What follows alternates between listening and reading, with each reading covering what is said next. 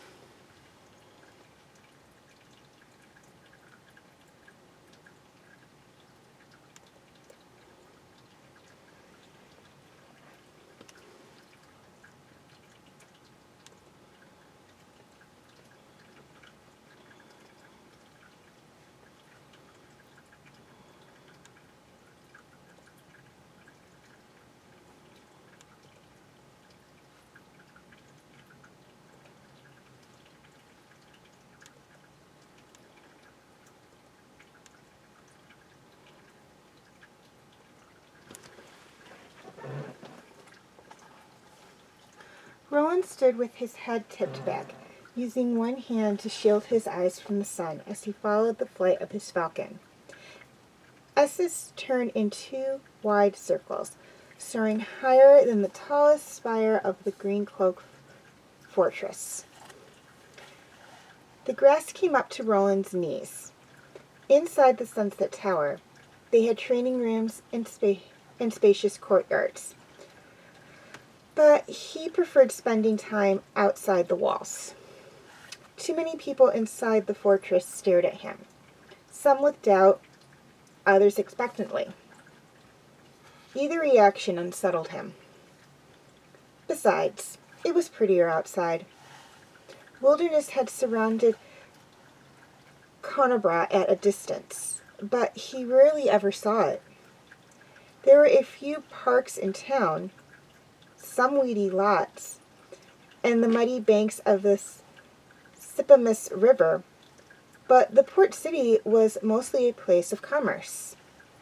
He had occasionally seen farmland beyond the town boundaries, but nothing like this. Not big hills, not woods, not wild meadows. An imposing collection of bulky structures enclosed by tall walls and heavy stone.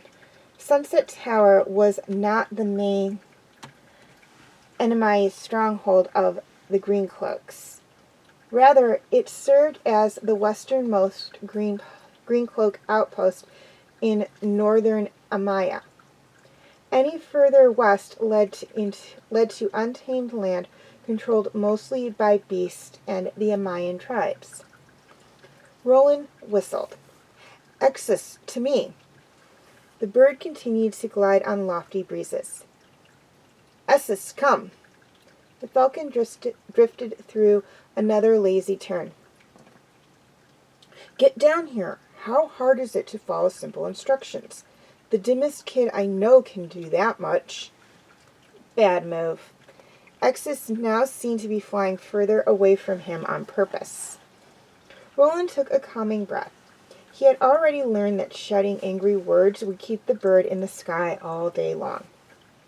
Please, Exus, he called more gently. Olivan wants us to learn to work as one. The falcon tucked her wings and plunged towards him. He held up a protective hand, the large brown glove a gift from Olivan.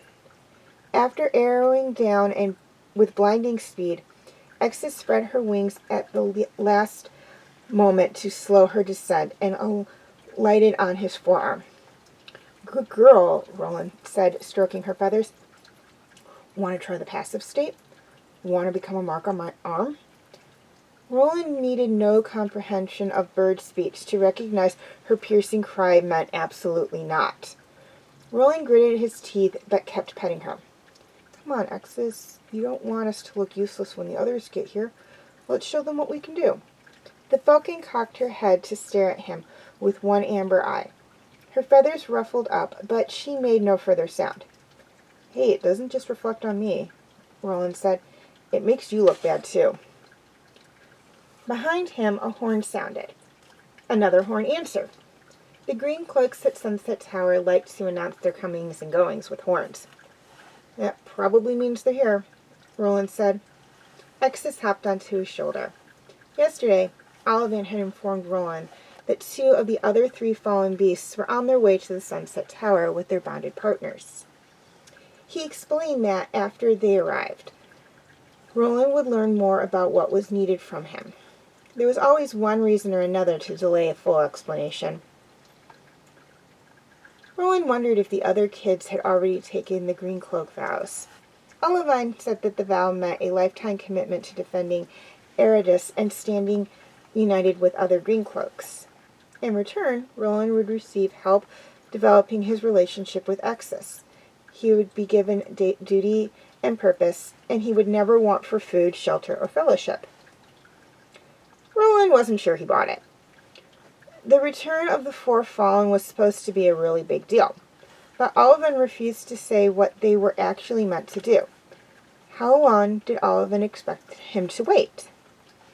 Now that Exus had freed Rollan from a life of poverty, he questioned whether he wanted to tie himself down. He had never enjoyed taking orders. People with authority tended to abuse it. With Exus on his shoulder, who knew what options awaited? It was possible that joining the Green Cloaks would prove his best opportunity, especially if he became a target for people like Zareth. Then again, Rollan hadn't had time to explore all the alternatives. Instead of turning down Olivan, Rollan asked for time to think it over. That had been 3 days ago. As Rollan trumped through the tall grass towards the gate of Sunset Tower, a grim green cloak astride a mighty horse rode into view. A girl walked beside the green cloak on one side and a boy on the other. A panda ambled beside the girl, and a large wolf loped beside the boy. They were all headed for Rollan, so he picked up his pace. He knew the panda and wolf must be 2 of the fallen, Jin and Brigand. The green cloak dismounted when he drew near, and Rollan sized him up. He was the sort of stranger Rollan would have avoided on the streets of Conor. The boy had blonde hair and wore a green cloak, meaning he had taken the vows. Although he was average height for his age, he seemed young. He had a friendly, open face. The sort of face that hadn't figured out what life was like yet. The girl was striking. She had sparkling eyes and a shy smile that stopped Rollan in his tracks. And a faint response in her expression told Rollan that she appreciated his reaction, and he realized that her shy smile was practiced. Judging by her outfit and features, she came from Zong, which made sense given her spirit animal. Rollan had never seen a real panda, or a wolf.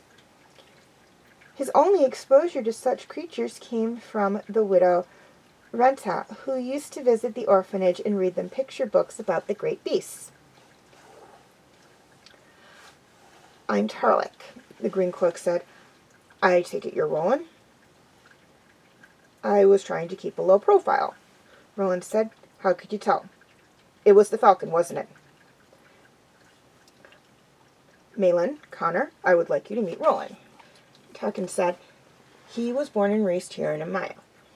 Just as you two summoned Jin and Brigand, he called Exus.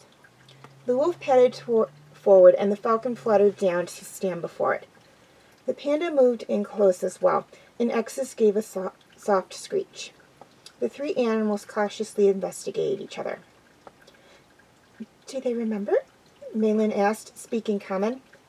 She had a nice voice. It matched her appearance. Perhaps. Tarkin said, it's difficult to pinpoint how much of their former lives they recall. Much of it might be instinct at this stage. What about the fourth fallen beast? Rollan asked. Ursa. Tarkin scowled. Somebody got to Ursa and her new partner before us, much as Zareth attempted with you. The girl is named Akava. We don't know her present location, but we won't rest until we find her. Lenora believes that she and Ursa are still alive. The challenge will be finding them. Is Lena how you found us? Conor asked. Tarkin nodded. Lena is the most gifted visionary of all the Green Cloaks. Thanks to her unique foresight, we suspected the Fallen were returning. Her powers can't be entirely unique, Rollan pointed out. Not if somebody beat you to the girl in Nilo. If Ursa is currently lost, Meilin said, then the three of us must represent the four Fallen. Aren't we supposed to learn what's going on now that we're together? That information is for all of them to share. Tarkin told her, you already know that we want you to join the Green Cloaks and help us preserve Erdas. From the Devourer, Rollan asked, not hiding his skepticism. Tarkin seemed momentarily startled by this question. Who mentioned the Devourer? I met this guy. This guy I met, Rollan said. He was riding a moose. We're still not positive who we're up against. If it isn't the Devourer himself, it's someone very much like him. It shouldn't be long before Olivan explains why we need your help. For the moment, you three should seize this chance to get better acquainted. You'll see a lot of each other in the coming days. I'll ride ahead and announce our arrival. Get ready to be stared at, Rollan warned the others as Tarkin rode away. It's all people have done since I arrived. At first I worried I had food on my face. People tend to stare at newcomers, Meilin said, especially important ones. I guess our animals make us important, Conor said, sounding uncertain whether he believed it.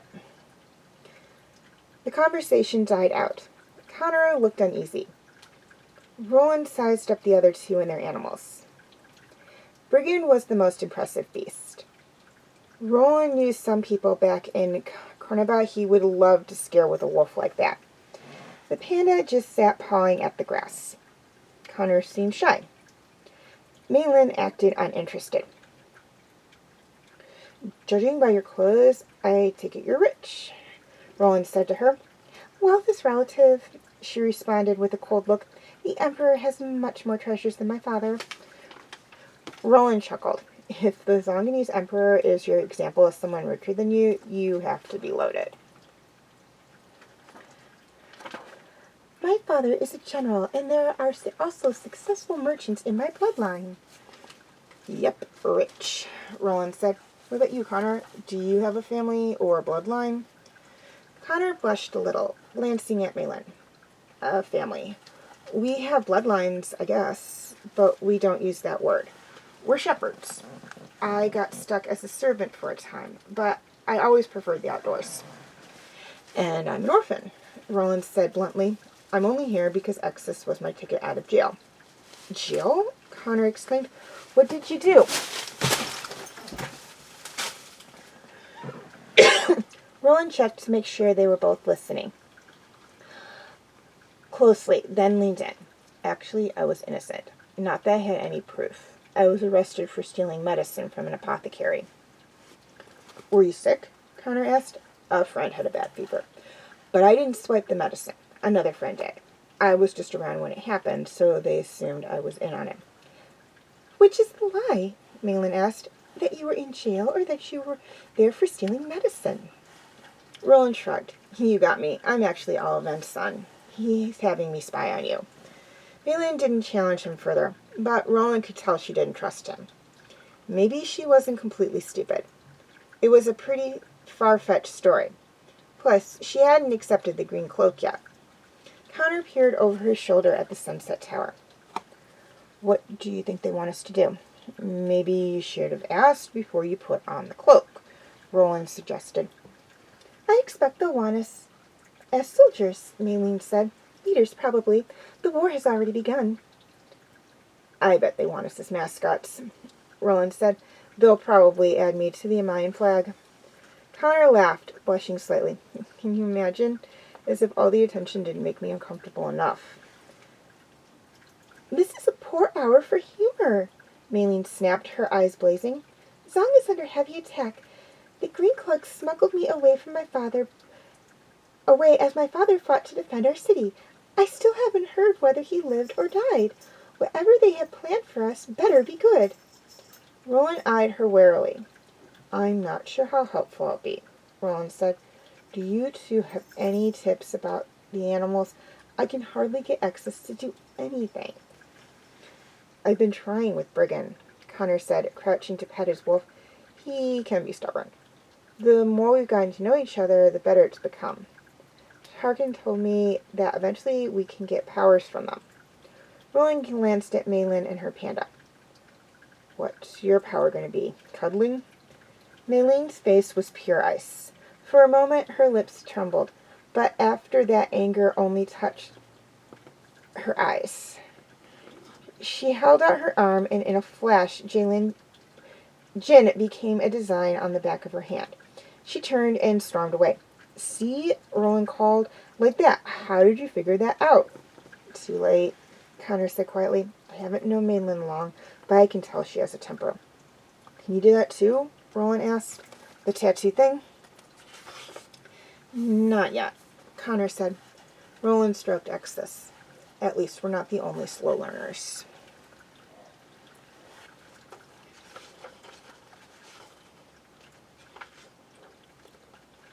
Sunset Tower was dark and still as Rollan crept out of his room. He paused, listening, ready with answers if he was challenged by a watchman. He couldn't sleep. He needed a snack. But no challenge came. Peering back into his room, Rollan saw Exodus roosting near the window, head tucked in sleep. He eased the door closed. The window would allow the falcon to catch up with him. The bird might not approve of his decision, which was why he hadn't tried to explain it. But she would follow. They were linked now. Along the hallway, small oil lamps trimmed to a slow burn, providing dim light. Moving down the corridor, Rollan felt the alert guilt of a trespasser. The late hour meant he might not encounter anyone, but if he did, he knew it would look extra suspicious. The further he deviated from the path to the kitchen, the more conspicuous he felt. How could he answer why he was headed for the castle gate, fully dressed with a satchel? Why did he need a snack when his satchel was crammed with stolen food? His responses sounded so unlikely. He couldn't relax, he felt confined, he needed some fresh air. Anyone with half a brain would guess the truth. He was running away. The thought produced a stab of remorse, which he tried to shrug off. Had he ever asked to come here? Oliven had promised to protect him from Zareth, but who would protect him from Oliven? Rollan knew that, in theory, he was a guest of the Green Cloaks. But he was starting to feel more like a prisoner. Sure, it was mostly smiles and politeness now, but the Green Cloaks' expectations were his chains. How long would the friendliness last if he quit following orders? How long would it last if they caught him tonight? He and the others had returned to the fortress earlier, too. Once again, the weight of promising stares. The Greencloaks helped Conor and Meilin get settled, but no additional information was forthcoming. Rollan had asked more questions, but once again, they were deflected.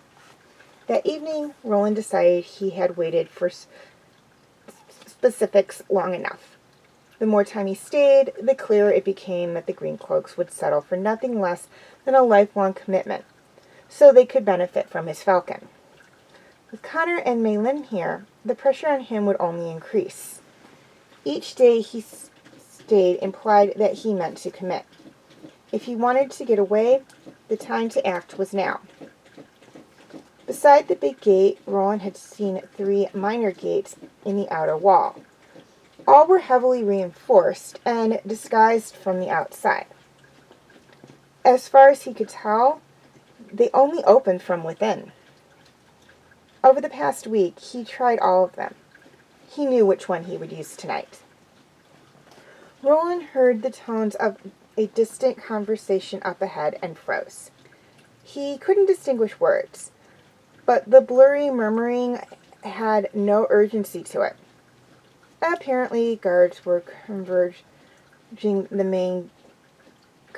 main door to the courtyard, chatting to pass the time. That was no obstacle. Too many doors led from the main building out to the courtyard for all of them to be guarded. There was no war here in Amaya, and people had to sleep. Stepping lightly but swiftly, Rollan advanced along a narrow corridor towards another door that would lead outside. From up ahead, a voice floated his way. "Come on, Brigand, you don't want food, you don't want to go outside, can't this wait until morning?" It was Conor. What was he doing up? Rollan slipped down a side corridor, unsure where it led. He ran around a corner and paused to listen. He could barely hear the wolf, but Conor was making no effort to walk quietly. They were coming his way. Moving faster, Rollan took a couple other turns before the hall ended at a locked door. Breathing softly, he listened as Conor and the wolf got nearer and nearer. Surely they would turn in a different direction. Why would they come down a dead end? Unless the wolf was tracking him. Rollan folded his arms and leaned against the wall, hoping to sell the idea he was just hanging around the castle. At this hour, it didn't seem very believable, but Conor didn't give the impression that he was a genius. Conor came into view with Brigand. The wolf stopped staring at Rollan. Looking rumpled and tired, Conor squinted. "Rollan, what are you doing here?" "Couldn't sleep," Rollan said. "I was exploring." "Why are you up so late?" Conor yawned and stretched. "I was trying to sleep, but Brigand kept pawing the door." Rollan looked at the wolf. It sat back, mouth open, tongue dangling. Conor wrinkled his nose. "Why hang out here? Are you up to something?" "Fine," Rollan said, as if about to reluctantly admit the truth. "Exis went out flying but hasn't returned. I wanted to make sure she was all right." "So you came here, to a dead end," Conor clarified. "I lost my way. So you stood against a door." Rollan thought fast. Maybe Conor wasn't so dim after all. "I heard you coming and got embarrassed. I didn't want to seem lost. I'm really concerned about Exis." Conor frowned. "If you're worried, we should tell all of them. I'm sure he has lots of people that can help us find Exis." Rollan hesitated. It had been a feeble excuse, but better than pretending he thought the kitchens were on the other side of the castle. "You're right. Why don't you and Brigand go tell all of them? I want to get started on my own just in case." Conor glanced at the satchel. "What's in the bag?" "Falcon food. You know, as bait." Conor gave him a look. "Big bag for falcon food." Rollan sighed and gave up. Look, don't get all of it. Exodus is fine. I can just thinking about a change of scenery. You're running away, Conor blurted incorrigibly. Brigand cocked his head. I'm escaping, Rollan clarified. You're not a prisoner, Conor said. I'm not so sure, Rollan replied. You think they'd let me go? Just wander off with Exodus? Conor paused. Yeah, if you insisted. How do you know? You signed up as soon as they dangled the cloak in front of you. Conor shifted. I signed up after I learned that I had summoned Brigand, he replied defensively. I never asked for my own great beast, but it happened, and now the Green Cloaks need my help to protect the world. From what? Rollan scoffed. They still haven't explained. Not really. We hear there's a Warren song. They whisper about the Devourer. People I've never met look at me hopefully, and I have no idea what they expect. Even if my falcon really is the same Exodus from the old stories, what are we supposed to do about a war? In the stories, Exodus was huge and could talk. This Exodus hardly seems to like me. I wonder why, Conor said. Brigand gave his head a quick shake. Was the wolf laughing at them? Watch it, sheep boy, Rollan bristled. You may like being herded around, but it isn't my style. Yeah, well, at least I don't run away the second I get scared, Conor replied with sputtering anger. You think this isn't hard for me? You think I don't have doubts too? You think I want to be stuck in some castle across the sea from my home? Go ahead and call me sheep boy anytime you want. Herding sheep takes a lot more courage and know-how than sneaking away in the night. Rollan found himself temporarily at a loss for words. If Conor was working with the Green Cloaks in spite of his own doubts, because he thought that it was the right thing to do, well, there wasn't much fault to find in that. Not that he had to admit it. I just need some space, Rollan said softly, choosing to fight honesty with honesty. How am I supposed to think this through while surrounded by Green Cloaks? Every meal I eat, every hand I shake, feels like pressure to join them. How am I supposed to make my own choice? The Green Cloaks probably aren't bad folks, but I'm not sure their interest in me goes an inch beyond the falcon. That means they're using me, and that makes me cautious. I hear you, Conor said. Nobody paid much mind to me either until Brigand came along. Then I was suddenly the center of attention. Doesn't that make you question their motives? Conor gave a little nod, and Brigand stared expectantly at him. Maybe, but I'm convinced they're trying to defend Erdas. They need Brigand, so they need me too. Besides, Brigand seems to trust them. The wolf wagged his tail and began to pace. Rollan glanced at the corridor behind Conor. Whatever I choose, I guess I blew my escape tonight. You're going to turn me in. You haven't done anything, Conor replied, meeting Rollan's eye steadily. Rollan lowered his head and rubbed his eyebrows with his knuckles. I guess I could wait around to hear the specifics. You could probably make a better choice that way, Conor pointed out. Meanwhile, they'll have a chance to keep reeling me in, Rollan said. I won't let them force me into this. I don't care if it gets awkward. I don't even care if they lock me up. Actually, if they lock me up, I'll know I made the right call.